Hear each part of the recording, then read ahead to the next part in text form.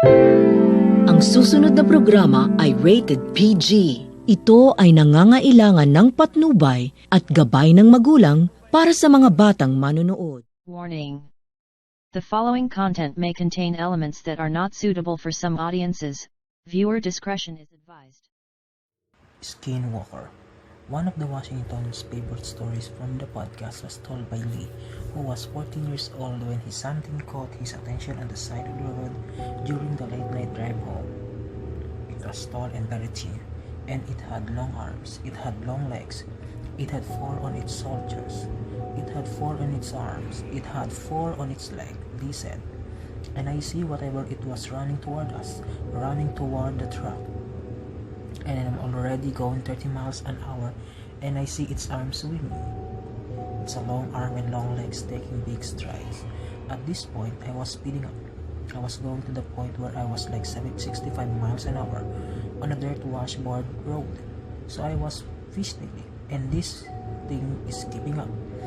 Part of the appeal of the story to Washington is hearing a real person tell their own story.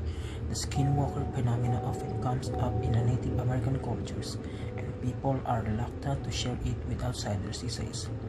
Oftentimes, when someone tells a story on a spook, at the end of the process, you can see almost a burden being lifted.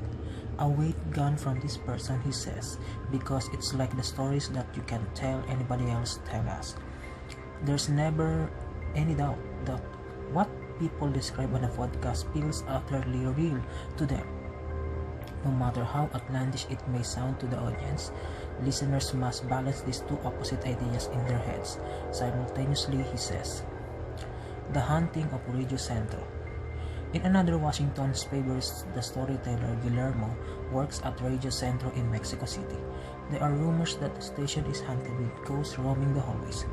One night, Guillermo is hosting the station's paranormal show, Tell It Tonight, when this happens to him. We ran the promos for all shows people could listen throughout the day.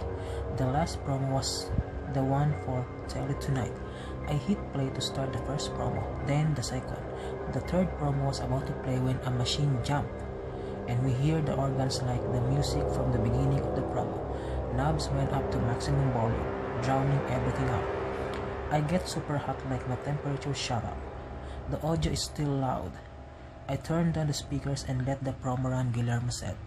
And when I hold onto the table to lean back and stand up to refresh myself, I start to feel very ill. In that moment, I feel as if someone is leaning on my back. I feel a chest against my back and the breathing right in my ear. I hear it on my left side. I hear it, and with his hands, he started to squeeze my head. So I pushed myself up from backward so I could free myself from this entity. It's hard to pin down a collective theme in these stories, Washington says.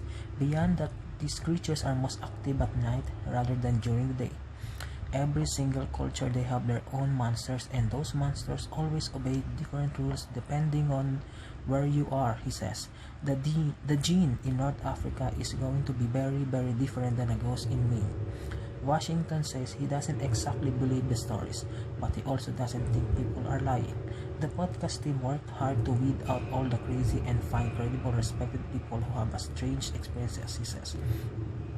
And Washington had a plenty of bizarre experiences himself, including one of his earliest memories. Asleep in his bed next to his baby brother, the pair looked up to see a face floating above them. The brothers called out the face, but it didn't answer instead. He said it kept looking at them with curiosity until it vanished. When the boys went downstairs to tell their story to their mother about it the next day, she wasn't there. Instead, his grandmother said not to worry and their mother will be back. A day and a half later, his mother returned. He recalls that she seemed sad and didn't look at her sons. Washington didn't understand what happened until he overheard her talking to his aunts about losing a baby. I know that our siblings had come back to give us his brothers a visit the same night that she was in the hospital. And I don't want to tell her that because I think that I'll make her angry and sad and scared, he says. I think it's one of those earliest things we were. You know, this is a secret you better keep.